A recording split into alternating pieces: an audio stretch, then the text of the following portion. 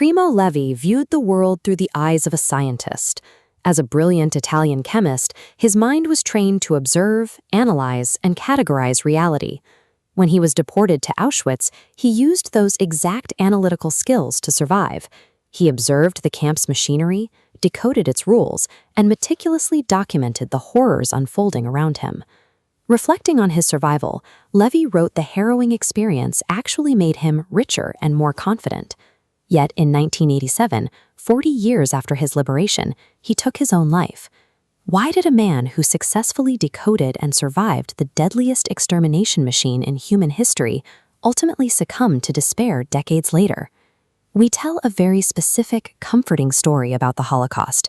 We frame it as a clear-cut conflict between purely innocent victims and purely evil monsters. Primo Levi rejected that comfort. His writings argue that a death system of this magnitude could never operate on fanaticism alone. He identified a space he called the gray zone, a murky, terrifying middle ground where ordinary human morality bends, breaks, and becomes deeply complicit.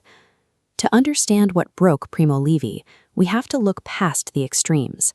We must dissect this gray zone, layer by layer. To see the darkest layer of the gray zone, we look inside Auschwitz at a group known as the Sonderkommando. These were Jewish prisoners forced by the Nazis to operate the gas chambers and dispose of the bodies of their own people. Yet, in one documented instance, these brutalized men found a 16-year-old girl who had survived the gas. They hid her, fed her, and desperately tried to protect her. Levi observed that survival in the camps was entirely arbitrary. Goodness and heroism rarely kept anyone alive.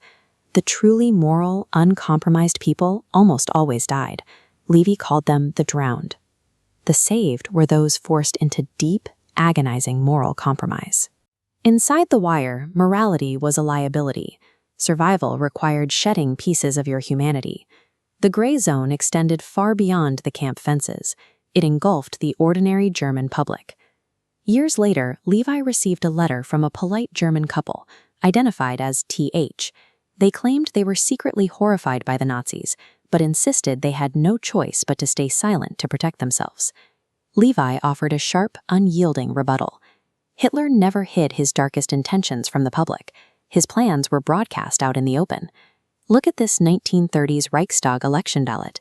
The National Socialist Party is explicitly listed at the top. Millions actively voted for the regime out of mental laziness, nationalism, and self-interest. There were less dangerous ways to show solidarity, but the public simply chose looking away. The Holocaust required monsters at the top. It ran entirely on the polite, rationalized silence of millions in the middle. Even decades later, Levi found the gap between those who lived in the gray zone and those who didn't impossible to cross. Once, speaking to a class of fifth graders, a boy asked him why he didn't escape. The student walked up to a chalkboard, drew a detailed map of the camp, and outlined a flawless action movie escape plan involving cutting the power and sneaking out under darkness. Then, with complete earnestness, the young boy looked directly at Levi and offered his advice. Next time, do this. People outside the gray zone are innocently, completely incapable of comprehending the crushing reality of those trapped inside it. This brings us back to 1987 and the tragedy of Levi's final days. The crushing realization that broke his spirit was that the gray zone is not a temporary anomaly confined to Auschwitz. It is a permanent feature of human society.